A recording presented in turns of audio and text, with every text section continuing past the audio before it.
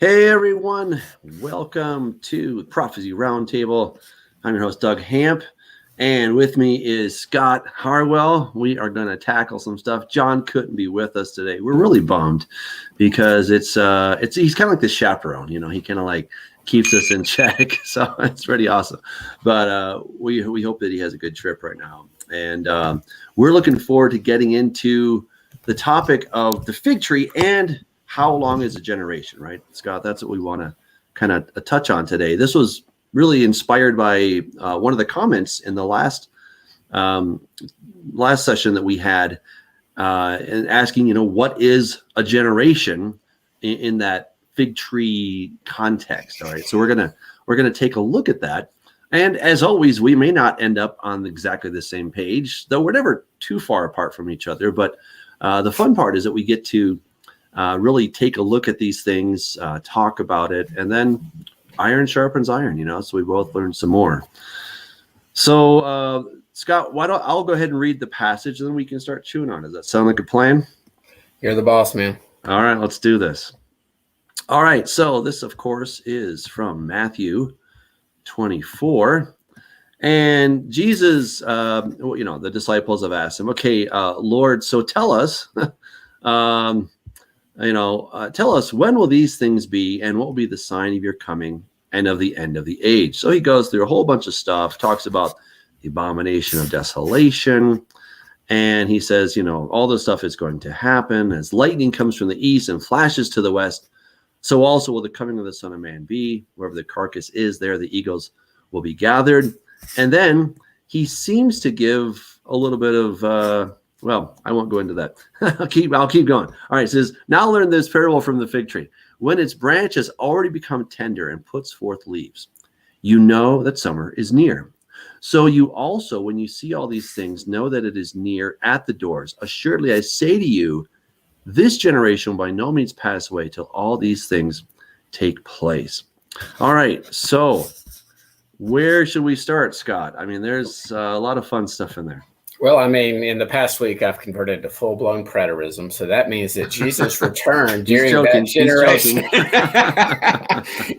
Where's my dripping sarcasm? A Facebook commenter had asked this question, and I tagged you and John in it, and I thought it would be an interesting discussion. We've touched on it before, but what intrigued me was focusing in on the fig tree, and what I was born and raised in dispensational circles. They always looked, and we were taught that the fig tree would be what we would call the Jews, and we learned that only the Jews were Israel. And so what piqued my interest, I've been studying about a week or two ago, I was studying the fig tree, and I went back to Hosea. I think it's chapter 8 or chapter 9. I'm sure we'll pull it up in a little bit. And it specifically mentions the fig tree. And we've talked about this many, many times before, but Hosea is a very, very, very house of Israel, Ephraim centric letter from a prophet from God, warning them about what will happen to them as a result of their disobedience. And you have, even in chapter 1, it being contrasted to Judah. In other words, Judah received mercy. House of Israel or Ephraim did not receive mercy. So, as to the initial question, sort of that you put up on Facebook and YouTube and everything in the title, as far as how long is that generation? People like to talk about it. I think we could go to Psalm 90, where it talks about 70 and 80 years. Certainly hasn't been 80 years yet since Judah was, formed a nation that is now called the nation state of Israel. But I think it's more interesting that, I was obviously teasing about the preterism argument, but it's the generation that sees all these things. In other words, when he's talking about all these things, he's talking about the birth pangs, he's talking about the earthquakes, he's talking about the famine. He mentions deception 4 times, mentions the abomination of desolation. Then you'll have the Great Tribulation. And so when you've seen all these things, then we will know if we're still alive. We're not, dead by then. or getting our heads chopped off. But when we see all those things, then we will know that his coming is very near, which, preaching to my choir right now, saying that we both believe that's on a future Yom Teruah, that we don't know the year yet. So. Yeah, absolutely. And what I was thinking we could do is, why don't we start with, before we get to the fig tree, let's first figure out what is a generation. All right. So I actually have some slides prepared. And I thought we can take a look at these just to get a sense. And again, guys in the comments, go ahead and tell us if you're like, that's a bunch of hogwash. Okay. If you think that we're missing something here, let us know, and we'll talk about it. Maybe there's something I missed. I don't know. So as I was looking at this question, I was looking at the word generation. So we have all the generations from Abraham to David are 14 generations. So therefore, I first concluded that a generation is the lifetime of a person. We see, and Joseph died, all his brothers, and all that generation. All right, so it's the lifetime of a person. I think that's really important to understand. So when we say generation, sometimes people say, well, a generation is 30 years, right? Because it's, from the time you're born till you have your kids. Like, well, sometimes the word is used that way. That's true, but right now in my lifetime, there's a lot of other generations around me. Okay, so, my parents' generation is still around. Of course, I'm still around. And then my kids' generation, and, if they were a bit older, then we'd have grandkids, right? We're not there yet, but, so it's not uncommon to have 5, right? Possibly even 6 generations. Recently we had a relative who made it to 102, and a wonderful woman. I was telling you guys about her, Gabriella. And boy, how many great grandkids does she have? Someone at our church, she has great grandkids, and I wouldn't be surprised if she's got another 20 years in her, and so she might get to the 6th, even 7th generation, right? So there's all these generations that are living within a particular time, but the important thing to understand is that we're talking about the lifetime of a person. That's what it means, that all that generation is the lifetime of a person. So then in Numbers 32, it says, none of the men from 20 years old and above shall see the land. He made them wander in the wilderness 40 years until all that generation that had done evil in the sight of the Lord was gone. Right. So the minimum for, let's call it a standard generation, seems to be 60 years, right? 20 plus 40 is 60. Simple math. Then the days of our lives are 70, and if by reason of strength, they are 80 years. And then we all fly away, it says in Psalm 90, verse 10, right? So the average seems to be 70 and potentially 80. Of course, we know that people live longer than that. So, we're well aware of that. So 70, 80 is pretty typical. But then we have also where God tells Abraham, your descendants will be strangers 400 years, but in the 4th generation, they shall return here. Again, we just do some simple math here. 400 divided by 4. That means generation is maybe 100 years. Is that the max? Well, we know that Moses made it to 120. So I don't know, right? But I those seem to be the numbers as I can see them, right? So then the generation that sees the fig tree, I would argue, is talking about the lifetime, either minimum 60, which probably has already passed, 70 is probably already passed, 80 maybe, and 100 quite possibly, but we'll see. So this generation by no means pass away till all these things take place. Now in Greek, this and that can be the same thing. Okay, so it's igeneia afti. That means, this generation or that generation. Jesus isn't saying this generation right now, today, but he's saying the generation that sees these things will not pass away. That's really what's important. So the generation that sees the branch become tender and put forth leaves will not pass away until all these things take place. All right. So sometimes it's helpful to kind of reverse engineer this thing, right? So the generation that sees the branch become tender and put forth leaves will by no means pass away till all these things take place. So let's get a sense of who we're talking about. Well, we know that Jesus talks about the time that's going to be the worst ever. And also this is described in Jeremiah 30, verse 7. The time of Jacob's trouble, that Sarah, that's the word for tribulation in Hebrew. We find the parallel, thlipsis, in the Septuagint, right? So, but it says, but he shall be saved out of it. So it is a time of great tribulation, such as has not been since the beginning of the world until this time, no, nor ever shall be. This is it, right? This is the mother lode of tribulation, okay? But it's talking about one and the same time. So there's something about the time of Jacob's trouble, and that's what Scott and I are going to talk about in just a second, because both he and I were raised on this idea that when we talk about Israel, we're only exclusively talking about the house of Judah. And our minds have been opened a little bit since then, and now we understand it's a much fuller picture, which is pretty exciting. All right, so it says, for the elect's sake, those days will be shortened. Well, again, who are the elect? I'm going to leave that one for now, because that's a whole nother discussion.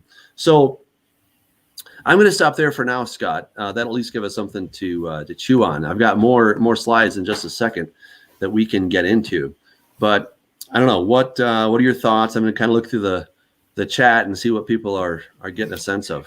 Well, on the issue of the generation, I really don't think anybody could. You've just done a great job of showing that we can't be too dogmatic. Is it 40 years? Is it 70 years? Is it 60 years? Is it 80 years? Is it 100 years? And as it pertains to this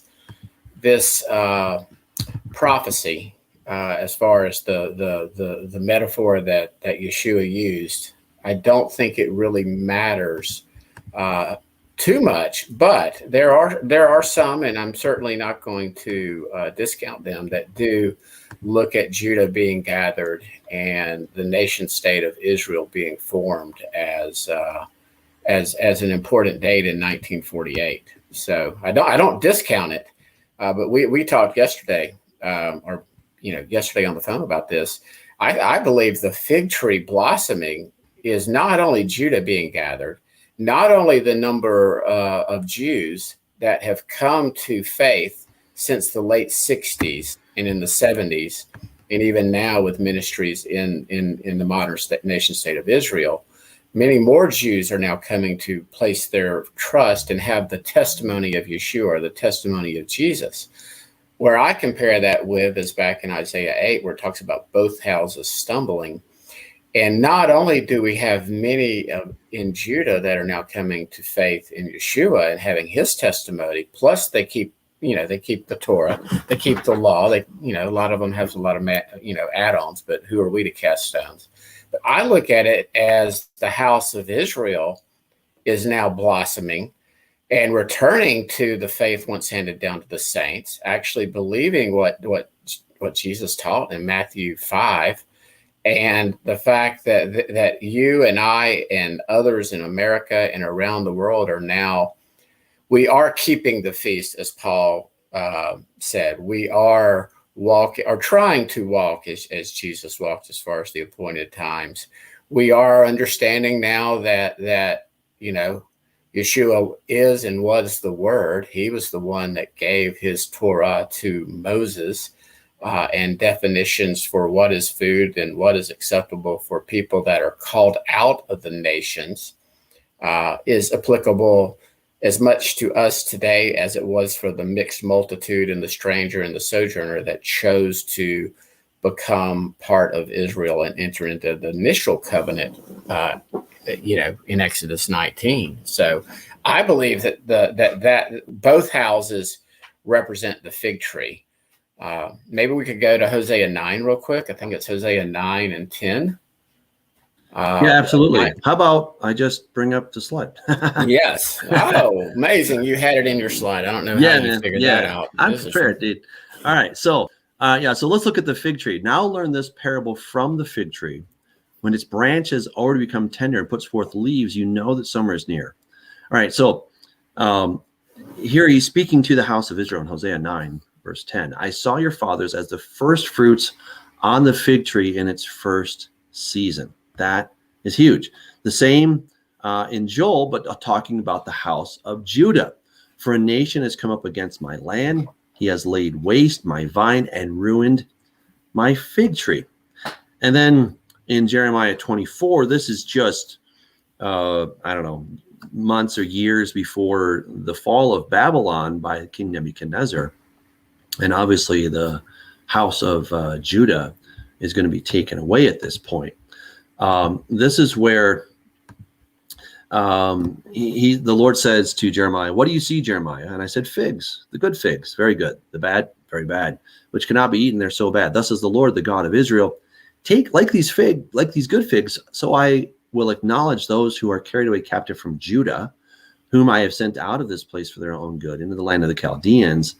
And as the bad figs, which cannot be eaten, surely thus says the Lord, so will I give up Zedekiah, the king of Judah, his princes, the residue of Jerusalem. So there's no question that it's talking about Judah, but it's also talking about the house of Israel, right? And I think that was the point you're making, is that, you know, we are doing ourselves a massive disservice if we're only looking at the house of Judah, right? That is an error when it's clearly talking about both houses, right? So and it's new. Yeah. It's new information to a lot of people. I mentioned this to you that I had a really good conversation with a friend of mine who's a pharmacist. His name's Jeff, and he's older, but he just got his law license. He's a baby old lawyer, is what he is. He's a baby lawyer. But I started talking, and we started talking about some prophecy stuff, and you know, with the show I did with Michael and Curtis this past week called "Behold the White Horse," and the potential that what we're seeing is the seal being unopened. But so we started chatting about that, and I started talking about, you know, some of the Commonwealth theology and sort of where I am in my walk right now, and how God tricked me with my interest in prophecy and what I then called the Jewish feast to allow me to see rather quickly that they're not Jewish feasts. They were created on the fourth day. And so I do think that the key, and it just makes so much more sense, all the pieces of the puzzle fit together like a glove, when someone can note the distinctions between the house of Judah and the house of Israel or Ephraim.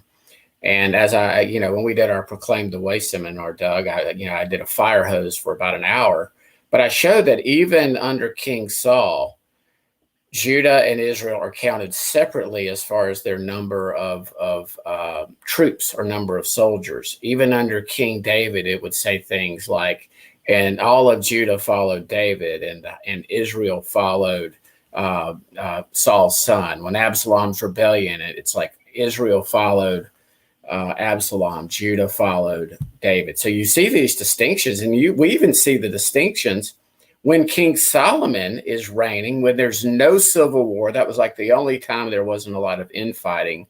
That's recorded in the Bible. I think there was some unrest, and they didn't really like the Solomon's heavy-handed tactics with the northern tribes. But even it says all of Israel and Judah enjoyed rest and prosperity, and that's recorded in the Bible. So we see these distinctions, and the prophet Hosea is post division of the kingdom when Solomon sinned, and we see that it was God that did this, that ripped the 10 tribes from Solomon, let Solomon live out because of David until he died. But then we see Jeroboam was given those 10 tribes to form what we would call the northern kingdom or house of Israel, contrasted to the house of Judah. And then we see this prophecy.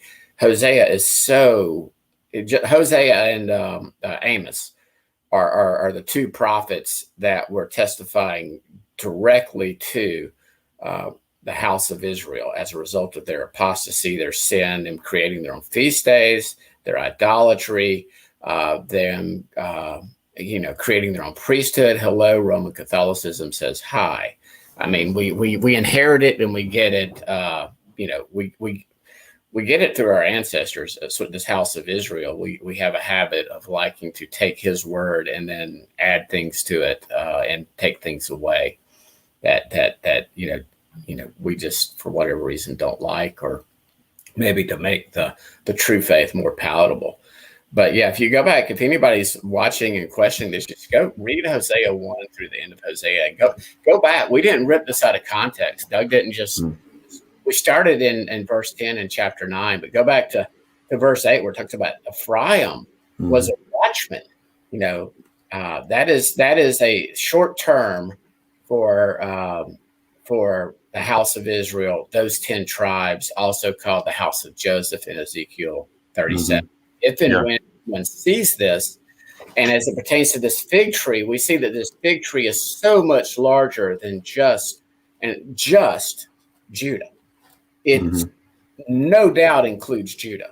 And you and I always like to emphasize that if somebody were listening to this for the first time, this is not replacement theology. The church has not replaced the Jews in God's redemptive plan. They are fully involved, but what we now see is, and like I said, what I really see, Doug, is this awakening, this return to the faith, this casting off those Roman traditions that we all inherited as being the most positive aspect that we're seeing with all the negative stuff going on, which are altered judgments from God, by the way. She's trying to get us to repent with all this stuff. This is the preview. But the positive thing that we can point to is more and more of Judah returning to or discovering the testimony of Yeshua, and more in the church discovering that keeping his commandments are actually for our good. They're not a burden.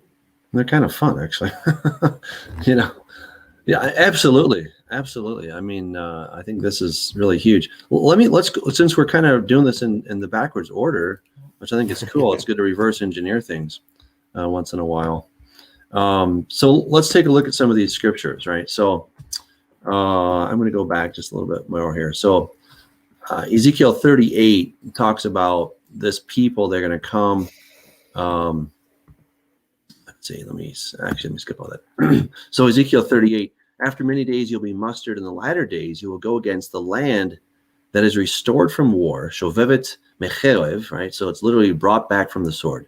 Those brought back from the sword. The land whose people were gathered from many peoples upon the mountains of Israel, which had been a continual waste. Its people were brought out from the peoples. All right. So, I mean, if the Holocaust wasn't a sword, then I just don't know what is.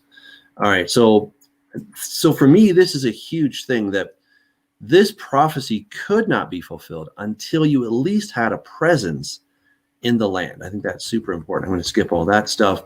And then, again, thinking about this people that's been brought back, the land was a continual waste.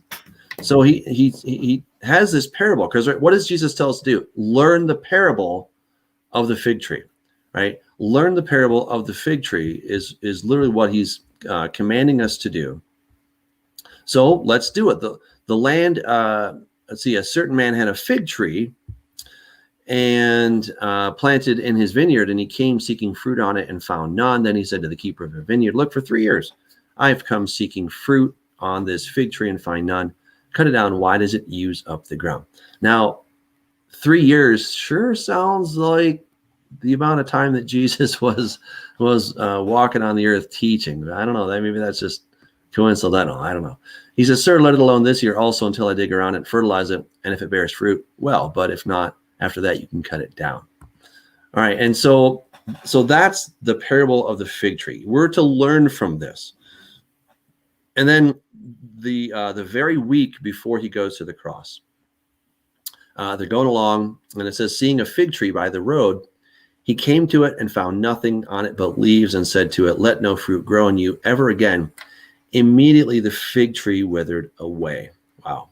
All right. So this probably happened on Monday. Anyway. Real quick on that. Go for it. Yeah, that's where, different passage, but I believe that's where Yeshua is telling the house of Judah after they've rejected him. He talks about how he wants to gather them. He's lamenting and weeping over Jerusalem, and he says, that's right. Your house. Yes. He's very specific about that. That's true. Your house is left to you desolate. So which house is he talking about? Judah. Okay. It was the house of Judah. It was their leadership. The Sadducees, the Pharisee leadership, the Herodian leadership that had rejected Judah in order to hang on to power. Mm-hmm. And again, that's why he told them, he said, if I had not come, you had not seen all these messianic signs I'm performing, you would be without sin. That's But true. you are willfully blind right now. They knew he was the Messiah. They just did not want him, or they did not want him to be the Messiah. And I believe that was just like Jeroboam. Yeah. Again, let's run over the house of Israel some more. We're not just going to say about Judah and their leadership. Sure. Jeroboam and all the kings, if we read through the history of the kings, they never had a good one. They had some that were better than others. But the one thing it always mentions for every king is they never got rid of the high places, and they never did away with what Jeroboam implemented. In other words, they kept their own feast days. Christmas and Easter and Halloween say hello. They kept their own priesthood. And again, the reformers in a lot of the denominations have gotten away from that as far as a special priesthood, thankfully. And then they had idols. And again, same thing. A lot of Christian denominations have gotten away from the idolatry that we see in Greek Orthodoxy or the idolatry that we see in Roman Catholicism. And I'm not calling out an individual believer that's Greek Orthodox or Roman Catholic. I'm talking about the systems that have developed over time. I want to be very clear. There are saved Catholic, there are saved Greek Orthodox, there are saved Church of Christ, Presbyterian, Pentecostal, Baptist, but we got all this syncretic mixture of Babylon and vain philosophies of men, Greek philosophy mixed in with truth. And that's what I think God the Father is, he's opening eyes to go, whoa, what have we been doing? And Doug, you made this point in teachings years ago that all of Israel, both Judah and the house of Israel, the church, if you will, those of us grafted in, has been partially blinded to this truth for all these years. And now I think what we're seeing at the end of this age is the unveiling, the revealing to his children of the whole truth, nothing but the truth. The gospel of the kingdom is what's not really taught. We talk about the gospel a lot, but the gospel of the kingdom, what kingdom? Israel. Yeah. That's right. So let me take a commercial break for people who want to get a book that is free. Chris Stiley and I, we're like 99.9% done with writing The Forgotten Age of Judah. And so it's the very thing that you're talking about, Scott, that, if Jesus had not come, they would have been guiltless. And that's the thesis of our book, is that up until the time Jesus came, Judah was in right standing because they had gotten spanked, right? And when they went to Babylon, right? And so they did their time, and then they came back and all was good. Okay. But of course, then Messiah did come, right? And they did reject him. So that's kind of a problem. All right. So it doesn't get them out of a tight spot now. But in the time just before Jesus came, even until the time that he was rejected, they were still in good standing. And so you guys can get that book. It's on the app, the Way Congregation app. I want to encourage you to get that. We also have the Torah Reading Cycle audiobook. You can get that on the app as well. So you can go to Google or iTunes and get the Way Congregation app. So check that out. But I want to go back to the slide here really quick, because this is exactly what you were talking about, right? And I think this is a huge thing. And what I want to kind of help drive home for people is that they need to understand, again, there were two houses, right? When you and I were both thinking there was one house, there's the Jews and that's it. Who else are you talking about? Abraham was Jewish and everybody was Jewish, right? That's what I heard for a long time. And once I could finally see that there's two houses, I was like, oh my goodness, it was a breath of fresh air. It really was. I could finally see the full picture, but I didn't, because my nomenclature, my definitions were incorrect of, who's who. And so once you say the house or your house is left to you desolate, that Jesus says here, what we need to understand is that this is not a blanket curse on all Israel. No. This is now saying, okay, house of Judah, you guys were in good standing. Now you're not, because when Messiah came, what did you do? You rejected him. That's a problem. So now both houses are in I would say, well, at least until 1948, they were in diaspora, okay? And then in 1948, we have the beginning of something new, right? And that's why I still think that 1948 is such an incredible miracle, because neither the house of Israel was in the land, nor was the house of Judah in the land, right? So none of the houses, neither house was in the land until 1940 officially, okay? You had, really scattered remnants, but nobody was there officially. And that all changed in 1948. And I've shared before on this program how, it says the land was left desolate. And, God wasn't joking about that. Let me go back. I have Mark Twain quotes. yeah, well, I won't go into all those, but so yeah, it says the land here in Ezekiel 38. You guys can see that, which had been a continual waste. Okay, so that is super important, right? So so in when Jesus was crucified and all this, your house was left to you desolate in 70 A.D. and then 135 A.D. after the Second Jewish Revolt. The Jews were told, "Don't you dare come back, or we'll kill you." And that was really the diaspora proper. Okay, is when that happened, and that's when they were scattered to the four corners of the earth. Okay, and this, of course, was part of the prophecy that God had spoken in Deuteronomy 29, so that the coming generation of your children who rise up after you, and the foreigner who comes from a far land would say, when they see the plagues of that land, of those sicknesses which the Lord has laid on it, the whole land is brimstone, salt, and burning. It is not sown, nor does it bear, nor does any grass grow there, like the overthrow of Sodom, Gomorrah, Admah, and Zeboim, which the Lord overthrew in his anger and his wrath. Of course, then, Mark Twain talks about that, as does Nachmanides when he goes in the 12th century. And he says, Jerusalem is the most desolate place of all. All right. So, and there was 660 days with no rain, right? So this is huge. And that's exactly what God said would happen. So we have, a period of roughly, 1900 and some change years where no Israelite representation is in the land. Right. And that's astounding. So the beginning of the return, the beginning of the end of that in that regard is 1948. For me, I see that as a very firm date. That's the beginning. I'm not saying that's the sum total of all, but that's where things really start to turn around on an official basis. I think we see a condition precedent starting to happen in 1948. Okay. But again, it's going to be the generation that sees all these things.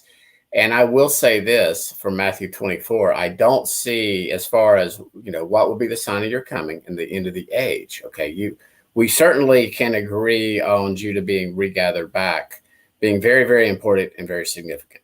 I don't believe that Isaiah, I think it was 66, we had that show a couple weeks ago, was fulfilled.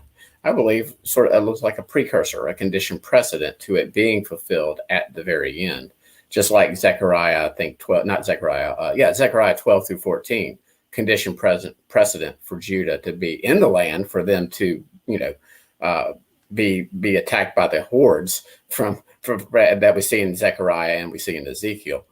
But I just look at it like we don't see, prior to the elect being gathered, a prophecy that the house of Judah would be gathered back in either Mark 13, Luke 21, Luke 17, or Matthew 24 and 25. We don't see that. So again, what I'm looking at as far as this generation is going to be those of us alive at the time that we witness all of those things. A lot of people are really, I guess, excited right now about the earthquake situation, about the volcanoes, about the asteroids. I told my friends the other day, I posted something about a Simpson episode with little Apama, and they're kind of scoffers and mockers. And they're like, dude, you're stretching. I'm like, look, I don't really talk about earthquakes and volcanoes. I just thought it was interesting that the Simpsons had that Lapama episode. And it is in prophecy circles right now, the Lapama situation. So I'm watching it, but I don't put much, unless it just gets super like biblical, earthquakes and volcanoes going off. I mean something that we've never seen in history. Then I just avoid earthquakes and asteroids and those types of things, because too many people have cried wolf, or during their generation, when they're writing their books in the 1970s, they're quoting earthquakes and volcanoes. And I was talking about La 1960s, Palma 10, 12 years ago. I was talking about that because, it was rumbling back then.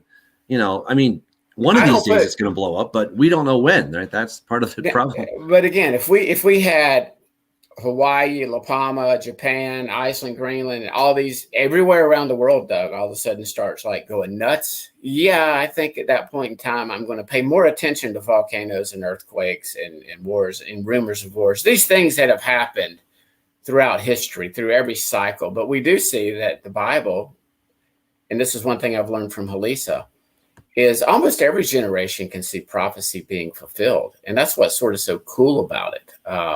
And that's where you get that poemicism, in other words. But obviously there will be a future, ultimate, final, terminal generation. And I believe that's the generation that Yeshua is talking about in Matthew 24 and in Mark 13. So do you think that terminal generation, he's talking, if I'm correct, I don't know if you agree with me, but the generation is a lifetime of a person.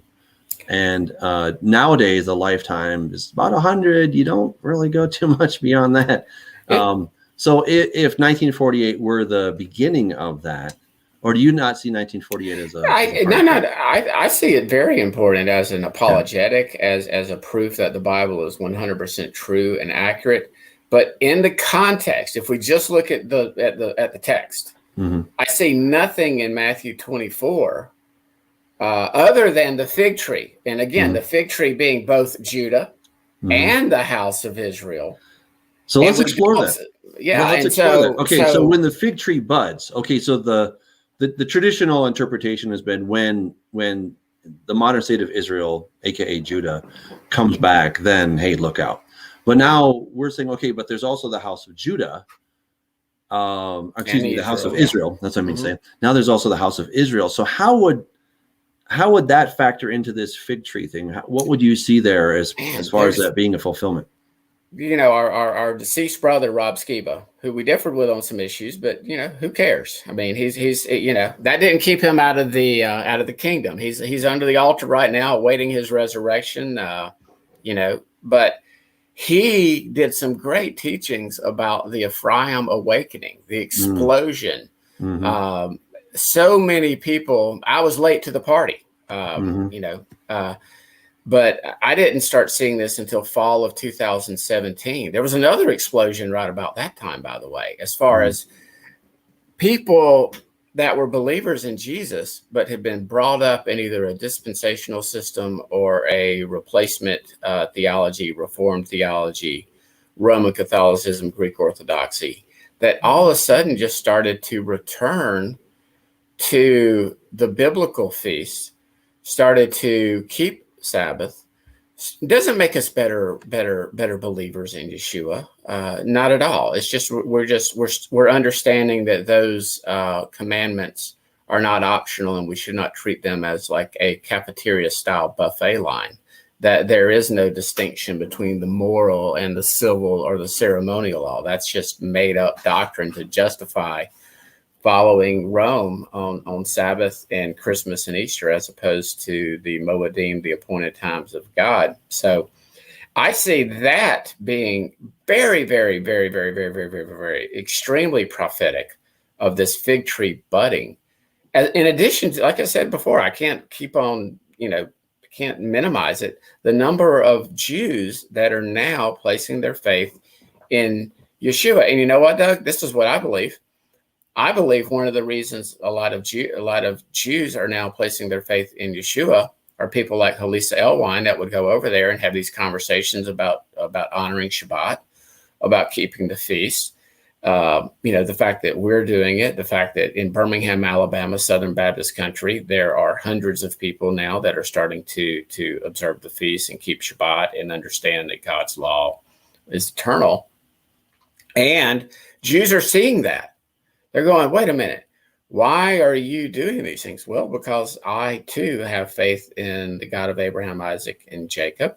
I believe that the Torah should be obeyed to the extent we can obey it, although we're in exile and we certainly can't fully implement the Torah because we're in exile.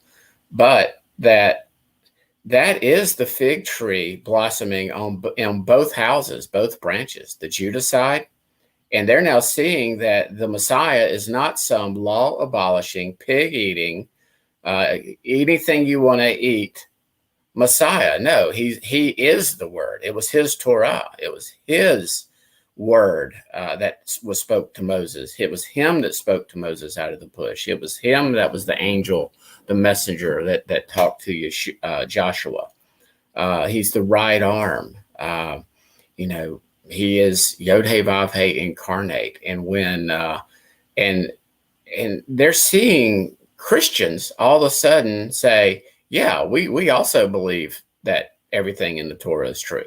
We reject your rabbinic interpretations, but as far as what's written in the Word, we can align with them and form relationships with them. So I believe that's awesome. Really the bigger budding, in my opinion. Yeah. So people like us, non-Jews, who are discovering Torah, quote unquote, that's essentially our that's our part of the fig tree that is budding. And it is amazing that this has been happening. It's been a trickle since, I don't know, 1980s or something like that. But yeah, it is now really exploding. And you're absolutely right. Rob was one of the early people to see that, which is great. One person said that Rob's issues matter. We understand he did make some claims that, if you don't agree with his perspective on the shape of the earth, but you know what? It's okay. Yeah, it is what it is. So. I told Doug this the other day. Doug has a circular globe over there in the back of his picture. But I'm thinking about literally the more I'm starting to teach publicly like this, I'm going to get the shape of the earth, but it's going to be a pretzel. That's how much I care about the shape of the earth and the planet that God created, we humans, his special creation to live on. It does not matter. I would differ with Rob on his passion for why it mattered. I've got personal friends who want to talk about, biblical cosmology. I'm like, guys, I don't care. I'm not going to argue with you. I don't care. You may be right. I don't think you are, but you know what? The next time Yeshua, I read a passage that says, we shall have faith in him and his atoning work, and he's the blood of the Lamb, and you must also believe in flat earth. That's when it's a salvation issue. I just think it's caused division in the body, the body of those that are awakening and returning to the truth. Right. Yeah. It causes division, just like the name. Okay, just stop it. That's number 7 on the list. Yeah. And I am not going to run over Rob, who's not here to defend himself any longer. He's going to be judged on his body of work and for what he did and did not do. And guess what? I ain't that judge. So. Fair enough. Well, I'm terribly excited. I just got a call last week from a friend named Roland, and we probably hadn't talked for about a year. And he starts telling me he's doing this podcast about the New Testament and the law, and I'm like, really? That's interesting. So I'm like, so what's your conclusion? Oh, well, the disciples kept it. I was like, really? Is this kind of a new perspective for you? He says, oh, it's about a year old. I said, well, that's pretty interesting. I was amazed. He's just one more of many people that I keep coming in contact with that are waking up. And, once you kind of get past that Torah terrorist phase, and you're like, okay, I'm good, right? Like at the Way Congregation, what we're really trying to do is like, look, let's understand that keeping the Sabbath and eating clean and keeping the feast, those were ground zero for the disciples. And we're all excited because we're finally climbing up out of the pit and we're getting back to ground zero, right? We're finally getting back to where they were starting from. That's all we've done. And, I know it's exciting. You're like, wow, I made it out of the pit. And we kind of talk about all this stuff. And, it's exciting because this is a new venture in our life. It's a new era.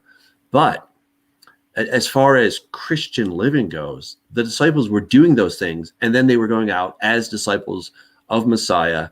And they were taking the good news of God's kingdom to the world. So I'm like, okay, take a breather, understand that, you're doing Sabbath and the feast and all this. Great. Now let's move on now. Okay. Let's get back to work, because Jesus gave us the same commission. It hasn't changed. Our commission has not turned into, let's tell everybody about Sabbath. Let's tell everybody they have to keep the feast. Let's tell everybody that they're a sinner if they're eating pork. That's not our mission. Our mission is to call people to be disciples of Jesus and to come into the kingdom of God. Because ultimately, what does he talk about in Ezekiel chapter 37? He's talking about the two trees, the etzim, the sticks as it is in English, and he's going to put them back together. No longer will these be two, but there'll be one in his hand. They won't be two nations, but there'll be one nation. And this is what Paul was talking about in Ephesians chapter 2, that you formerly Gentiles, right? You're formerly Gentiles. Past tense. Right. You're not. You were Gentiles, but now guess what you are? Now you are part of the commonwealth of Israel, right? No. Big deal. No longer right? strangers. That's no huge. longer sojourners. Right. But fellow citizen with the saints. Well, who were those saints? Abraham, Isaac, Jacob, Jeremiah, Isaiah, Ezekiel, David, Solomon when he repented at the end of his life. But yeah,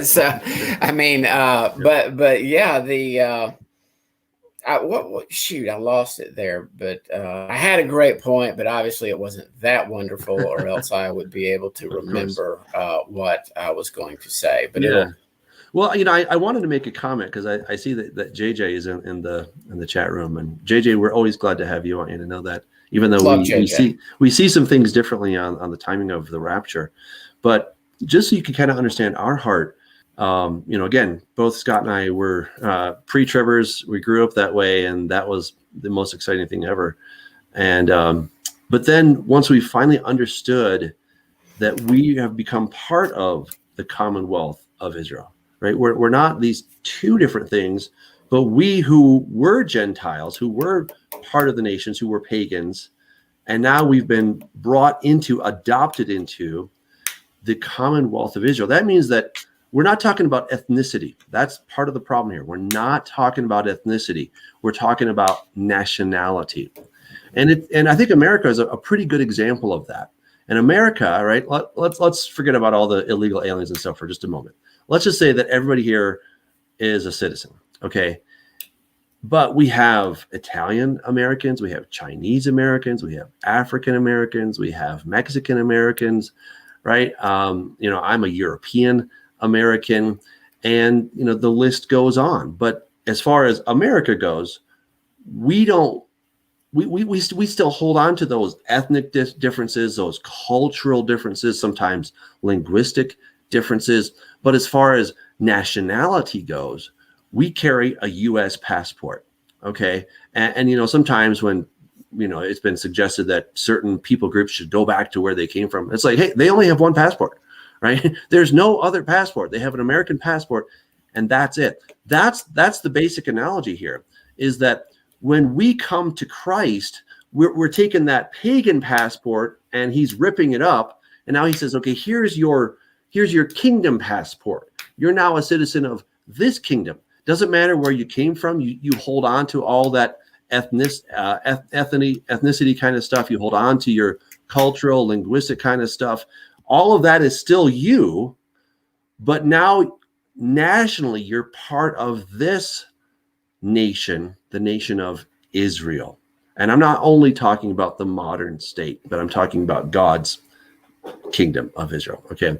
And so that's what we're trying to get at. And so once you kind of get that paradigm, it's like, oh, okay. So when God talks about the Jacob's trouble, the time of Jacob's trouble, you're like, let's see, I've been grafted in. Oh, that means that I'm now part of this. Okay.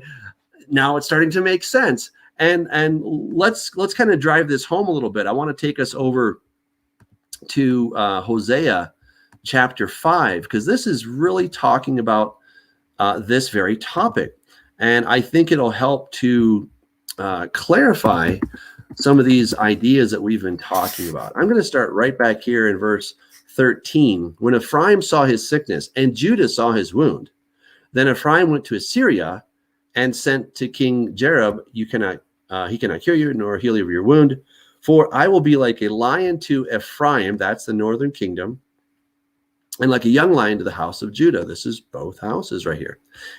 Even I will tear them and go away, and I will take them away, and no one shall rescue. I will return again to my place till they acknowledge their offense. Okay, so Scott, I think this is an amazing time for us to consider this in more detail, because there's two offenses that we've been talking about in the book of Hosea. What does he say? He says, I gave you 10,000 things, great things from my law, and you thought they were trash, right? That's what he's saying to Israel. Ephraim. He's still saying it to us. That's right. Now, Judah was like, oh, we think your law is great. I mean, they did after Babylon. They're like, we love it. Okay. But when Messiah came, guess what? They're like, nah, that's okay. So there you have the two offenses, right? Judah's offense, as a corporate Judah, right? Judah said, we're not taking Messiah. As far as the corporate sin of Ephraim is like, we're not keeping your Torah, right? So now these things have to cross. So now Ephraim has to come and say, oh, Torah is actually pretty cool. What have we been thinking in all these years? And Judah has to say, wow, Messiah is really cool. What were we thinking all these years? And until they acknowledge their offense, right? God says, I'm going away and I'm not coming back until they acknowledge that. And that's part of what we're talking about here is the budding of the fig tree. It's not only, it does include, but it's not only the return of Judah to the land of Israel, but it's also those of us who were former Gentiles, but not Jews. And now we believe in Yeshua, but we're now understanding that God's instructions are not something that were nailed to the cross. They're not done away with, but they are very much part of our life. They should be front and center. So that's another evidence of the budding of the fig tree. And it's pretty exciting, in my opinion. Hey, Nancy's got a pretty good question on this line, and I did remember what I was going to say, Doug. As far as to go back to the important thing, we're called to preach the gospel of the kingdom. Okay, we're called first of all to I believe teach people that that they're sinners. The wages of sin is death. They must repent and place their faith in Yeshua and his atoning work as the Lamb and as the servant, and he's returning back as the Messiah. Where I do believe the church has went off the rails, and it would be very simple. After someone has been converted, okay, in other words, just like the Acts 15 former pagans, there were issues. And that's when the council met and they came up with the big four. Okay, guys, no more temples, no more idolatry. You can't keep worshiping God by having sex with temple prostitutes, and no strangling your animals. But the most overlooked verse in the entire New Testament, in my opinion, about this issue is when James says, yeah, because they're going to go to the synagogues on the Sabbath and they're going to hear Moses read. What would they learn? Well, they would learn about what is acceptable to the God, to God, as far as their diet. They would learn about Sabbath.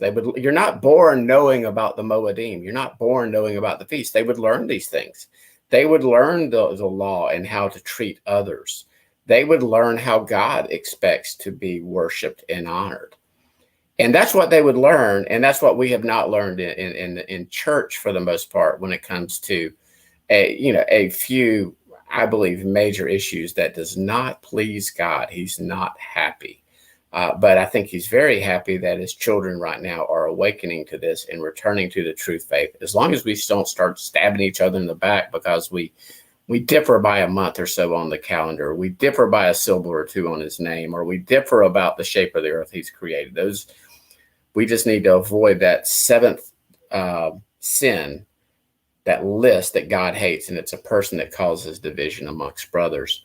But as far as this topic, Doug, I mean, it's everywhere. Isaiah 8, it talks about both houses stumbling. Both houses stumble. That's right. Yeah. Right. And again, I don't think it's coincidence, by the way. You brought up Hosea, and he would go away and return to his place until they acknowledge their offense. This is Yod-Heh-Vav-Heh talking. Well, when has Yod-Heh-Vav-Heh ever been on the earth for him to return? Well, it's been about 1,990 something years ago, give or take. I think everybody can agree on that, assuming our Roman calendar is accurate within a year or two. And the fig tree's budding. And I don't think it's coincidence, different show, different topic. But on this topic, I don't think it's coincidence that the fig tree is budding in both houses shortly before he promises to revive us after 2 days and raise us up on the third day with a day. He never gives us a clear-cut definition on a generation, but by golly, Peter, I mean, he's like talking about mockers and scoffers and the return of Jesus. And it's like the Holy Spirit interrupts the man. And he goes, oh, and don't be ignorant of this one fact. A day with the Lord is just as 1,000 years. 1,000 years is just as one day. Guys, I'm not dogmatic on this, but I'm at the 99.99% level that 2 days is almost up. And we are, it's getting close, and the time, and the main thing, this is where we brought it around to last Friday when I did the show with Michael and Curtis, is the main thing right now, what we're experiencing in the world and what we're seeing.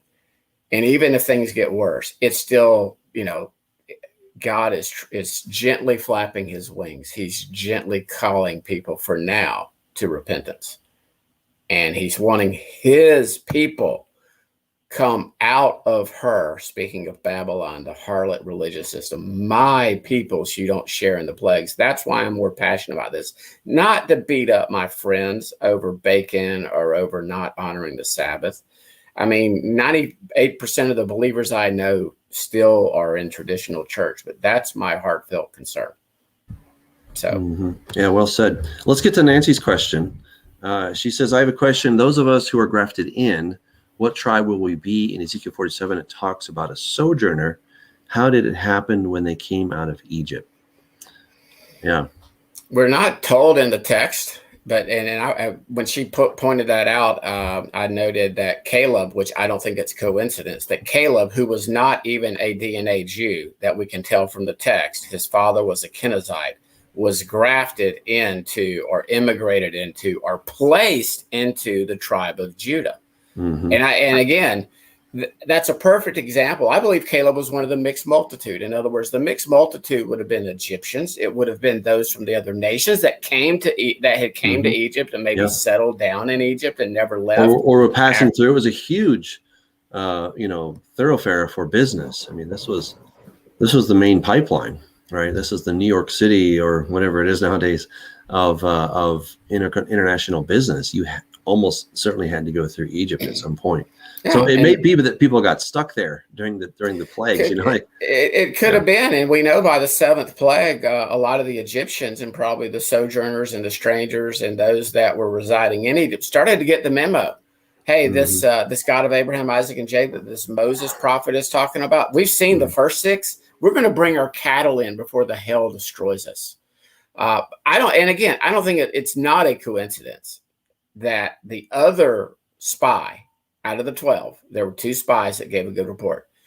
And it's not a coincidence that his name was Yehoshua or Joshua or Jesus, if you would, and that he was of the tribe of Ephraim. So we see Ephraim and Judah dominating the story there as far as God's prophetic plan. Oh, and I remembered what I was going to say. It goes back to the principle of the one and the two become one.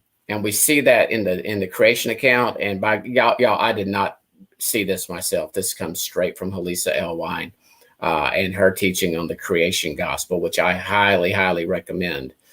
She will have your brain spinning and learning so much as she teaches with grace and mercy. But we see that even with his nation, Doug. We see him calling Abraham out. We see two nations being initially formed. We have Ishmael and we have Isaac, and in the end, they're going to come back and be one. And then we see two nations being formed in the womb of Isaac's. I always get Rebecca and Rachel mixed up. I think it was Rachel. We see two nations, and again, they're divided. We're going to see them come back into one. We even see in the children of Jacob, we see one nation being formed, Israel, the Commonwealth, the 12 tribes, the 14 sons, making up that singular nation. But then we see it being divided into two. And then in Ezekiel 37, we see the two becoming what? One. Just as Adam and Eve were to become one. We are to become one with Yeshua as he was with the Father, the two and one. And so we see that pattern over and over and over. And I believe that's if JJ's still listening to us, this was God's plan to divide so he could unite, to scatter so he could regather. And that's why Israel, the house of Israel, Ephraim, the first child of Prophet Hosea's harlot wife that he was commanded to marry, was named Jezreel, which means to scatter. That's why Joseph and Ephraim's name mean to be fruitful, to be abundant. And we see, if like I say, if JJ could ever see that Ephraim received the firstborn blessing, Judah got the royal blessing. Judah, and through King David's line, received the scepter and received that promised seed of the Messiah to come. But there was a huge plan, still is a huge plan for Ephraim, because Ephraim became the multitude of nations. And we see that Ephraim received the firstborn blessing. And all of Israel is going to be gathered back. And that includes every believer in Yeshua, regardless and irrespective of DNA. Well said. I pulled up Genesis 48:19. I know, my son, I know he shall become a people, but he shall also be great. But his younger brother shall be greater than he, and his descendants shall be a multitude of nations. Manoah Goyim is a phrase that's used there, the same thing that Paul is getting at. And just before that, I had brought up on the screen here. This is Leviticus 24, and this is to help answer Nancy's question. Kind of what happened. Well, this is the only thing that I'm aware of in Scripture where we get a sense of what happened. All right, so it says, now the son of an Israelite woman whose father was an Egyptian went out among the children of Israel, and this Israelite woman's son and a man of Israel fought each other in the camp, and some things happened there. So, but you have this marriage between these two, an Israelite woman, an Egyptian. So that's probably, what happened is that they were grafted in. They did not, hang out and with, the Egyptian barrio or over there or something like that. That wasn't happening. They didn't have their own campsites for the Egyptians and the mixed multitude. The mixed multitude, what happened? They were swallowed up. Assimilated into the Commonwealth of Israel. And then the same thing happened to the 10 tribes. Then they were swallowed up, assimilated into the nations. Isn't that interesting, right? And so when a Gentile comes to faith in Christ, yes, they were a Gentile. They were of the nations that Israel was swallowed up into. But when they come to faith in Jesus, they're coming back into, well, for them it's the first time, but they're coming into now a marriage covenant, similar to what happened at Mount Sinai, but this is the new covenant, and they cease being a quote unquote Gentile. They're no longer of the nations, because guess what? They now have a new citizenship. All right. And this is really important to understand. Now, I know that the metaphor breaks down in America because you can have multiple nationalities. You can hold several passports. But in God's kingdom, you can only hold one passport. Okay. You're either in God's kingdom or you're not. Now, it doesn't matter your ethnicity, and if you speak Chinese or, you're into Italian stuff, that's all fine. That's beside the point. But you only get one passport. You can't have a double passport situation, right? You got God's passport, and that's the only one you have. And so, the point here is that they were all brought back together, this beautiful assimilation process. So Israelite, or someone who's formerly a Gentile, comes to faith, and they now become part of the Commonwealth of Israel. Yeah, one king, one instruction manual, or one rule book for his citizens and subjects to obey. If you love me, you will keep my commandments, not one jot or tittle until heaven and earth pass away. And I'm sorry, everybody, that if you're not on board the train yet, on board the Jesus train, where heaven and earth are still not passed away, he meant what he said. That's how I identify these days. Well, what are you? I'm like, I'm a person that believes Jesus meant what he said. In Matthew 5, it's not ambiguous. I'm one right now that when Paul was falsely accused, I will take people. Are we going to look at Paul's letters, which are hard to understand? Or are we going to take his testimony that recorded in Luke when he was falsely accused of teaching against the Torah, where he said, "I've never done that." I mean, I've never done that. So, hey, Doug, just real quick, I know we got to go in a little bit, but a couple of people have really pointed out the 2028 and some of the gematria and some of just the uncanny signs, numbers, et cetera, that point to 2028. 2028 has always been what I would say would be the first year, assuming our calendar is correct, that I thought Yeshua could return. I've always thought that was the first year from my studies. Some scholars had it as early as 26 AD, but they're very, very, they're in the minor camp. The majority of scholars put Yeshua's death between 28 AD and 33 AD. Some extended out as long as 36 AD, but the vast majority are between 28 AD and 33 AD. I've had this discussion with you before that, I'm not firm on what calendar is correct. I believe that there are many observing the Feast of Tabernacles right now, all over the world. And like I told you, I have my eyes wide open until the calendar that they're looking at. Some people call it the Zadok calendar or the priestly calendar, until their calendar, until Tabernacles is over in the 8th great day. I'm still looking. And again, I'm not saying that 2 witnesses are going to show up on Sunday or Monday, but if 2 witnesses show up in the next 4 or 5 days and start testifying, like I told you yesterday, that's when you can call me crazy. If 2 dudes stop, and no, literally, if they start saying it's not going to rain and it doesn't rain, and they start doing miracles, then I think we will know at that point in time to a 100% certainty that, we're looking at 2028. Now, Doug and I believe that those 2 witnesses, he believes there were 2 literal people. I believe it could be they're both 2 literal people, and the 2 houses that we've been talking about, because the 2 olive trees and the 2 assemblies, or the 2 ecclesias, the 2 lampstands, I believe it could be both and potentially. I do too. I don't see that yet. I don't see the 2 witnesses fulfilling that prophecy yet, unless we allegorize it. So if and when that happens, I think it's y'all can call it Daniel's 70th week all you want to. I'm going to go, it's the period of time that the 2 witnesses are testifying. And guess what? That means there's going to be some major not good stuff happening in about 3.5 years, 1,260 days down the road. Yep. But I'm not dogmatic on that.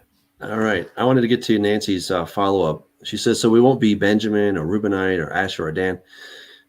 So Nancy, as Scott was saying before, like with Caleb, he was not a DNA Jew, but for whatever reason, he was grafted into that particular tribe. All right. So, you have to graft into one of them. I can't predict which one a person can graft into. I think that's probably a God question. But it's not that it's because the tribes don't cease. They remain. We know that because they're the 12 doorways to the New Jerusalem, right? So the tribes remain. Which one you'll be part of, it's anybody's guess, okay? But you have to become part of one of those. And I don't know if it's assigned seating or if you get to choose, but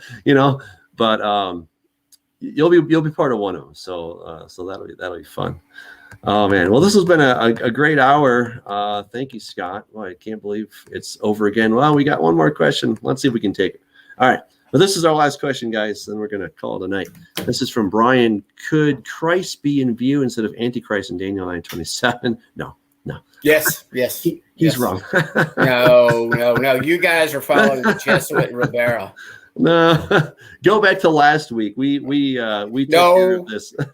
I tell you what, you go back to last week, but next time we discuss the topic, I get 20 minutes of uninterrupted time and slides to make my case versus the three hostile cross-examiners not even allowing me to hardly speak. Oh, that was too funny. It's okay, Scott. It almost hurt my feelings. It almost hurt my feelings. Almost. Well, we still love you. Well, we definitely differ on that question. So, Gavin, I thought he was going to cry. Oh boy. Yeah. Well, Brian. So Scott thinks that yes, he would answer yes to your question. I would say no. I am absolutely convinced that Daniel 9:27 is talking about the beast, Antichrist. Figure, but I guess we'll have to wait and see. Awesome. Well, thank you guys. This has really been a lot of fun. Again, I want to encourage you to get the app. You're going to love it. In case you didn't know, every Tuesday I take your questions. So if I didn't get to your question here, or if it's a question of a different topic, not on eschatology, come right here Tuesday at 5:00 Mountain Time, and I will take your questions live. If you want to put it in and maybe you want to watch it later, you can submit the question via the app right in the messaging part. You can just put your question right in there, and I'm taking those questions first. So really want to invite you to do that. Enjoy taking questions. So go ahead and throw some in. It'd be fantastic. And I hope that you'll join us this coming Shabbat. We're going through the story of Stephen. So I'm going to do 2 chapters. It's going to be really, really exciting. I'm just thrilled about it. Well, I won't give any previews because it's too much stuff. But join us this coming Shabbat right here on this channel, youtube.com/Doug Hamp, or I guess you can join me on the Facebook channel as well. So that's it for today. God bless you guys.